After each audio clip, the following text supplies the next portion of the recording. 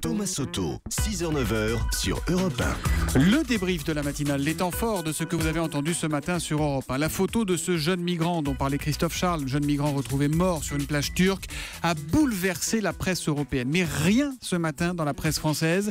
Écoutez le coup de gueule de Danny Cohn-Bendit à ce sujet. L'humeur de Danny, c'était à 8h-5. Je n'ai pas vu cette photo sur un journal français ce matin.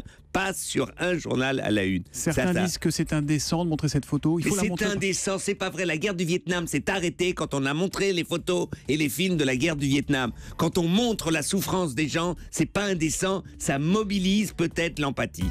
Julien Lauprêtre, le président du Secours Populaire, était mon invité à 7h45 pour l'interview Vérité d'Europe 1. Écoutez sa réaction à lui quand il a vu la photo de ce tout jeune migrant, de cet enfant décédé. C'est pas possible que des gosses meurent, c'est pas possible que des gens soient comme ça bousculés. Ça rappelle l'Exode, ça rappelle le nazisme, c'est pas possible. On vous sent ému, Julien Lauprêtre, au niveau... Oui. Eh oui, et tout à fait ému parce que quand je vois le visage de ce gosse, je me dis malheureusement, au moment où on parle, il y a d'autres gosses qui supportent ça. Voilà, c'est le sujet qui vous a fait le plus réagir depuis la rentrée. Je vais prendre le temps de lire quelques-uns de vos messages. L'image est dure, choquante, dérangeante, mais ne détournons pas le visage. Regardons en face cette terrible réalité. Écrit Pensée by Olivia. Je pleure cet enfant qui aurait pu être le mien, nous dit Thibaut HD1. On regarde, on s'indigne et après, il est temps de sortir de notre bien-être et de se retrousser les manches, écrit Hortense Housset. Elle est choquante en effet, mais elle permettra peut-être une réelle prise de conscience de nos dirigeants. Enchaîne Marv NYC51. Ce n'est pas par crainte d'indécence qu'on ne publie pas la photo du petit Aylan en France. C'est pour mieux se voiler la face, semble conclure Seb à Lille. Les agriculteurs se sentent délaissés, mais leur colère est-elle justifiée? La France veut-elle encore de ses agriculteurs? Écoutez ce qu'en dit François Purseigle. Il est sociologue et spécialiste du monde agricole et il était à 6h45. L'invité d'Europe 1 vous répond. C'est une question de volonté. Veut-on encore des agriculteurs en France? La question, elle est posée aujourd'hui. Et c'est vrai qu'on peut en douter.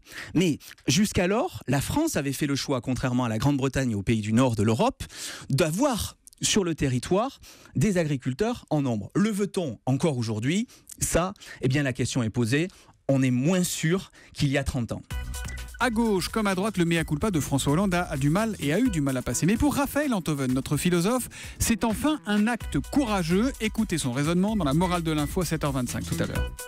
C'est un aveu d'humilité, c'est-à-dire un signe de force. L'une des raisons, sinon la seule peut-être, pour laquelle il n'y a jamais de vrai débat en démocratie, c'est que les débatteurs n'osent jamais penser contre eux-mêmes. Ils auraient l'impression de se trahir en acceptant d'avoir tort, alors qu'ils se grandissent toujours quand ils le font. Et surtout, ce qui est beaucoup plus important, ils font grandir leurs électeurs en leur montrant qu'ils ont en partage la cause de la vérité, Thomas. Et que la seule manière d'avoir raison, c'est d'accepter qu'on s'est trompé. Et la morale de l'info alors, Raphaël? Écoutez, on n'a jamais tort de reconnaître qu'on a tort.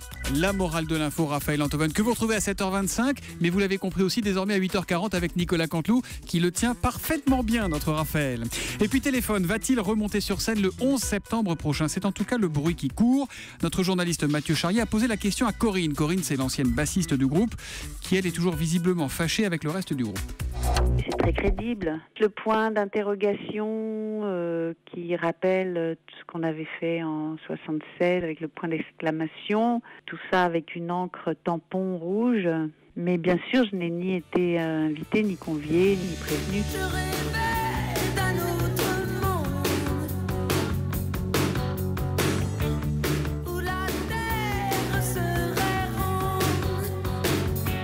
Voilà pour téléphone. Alors, a priori, ce concert, c'est le 11 septembre. Ne vous emballez pas, c'est une toute petite salle et il paraît que c'est déjà archi complet.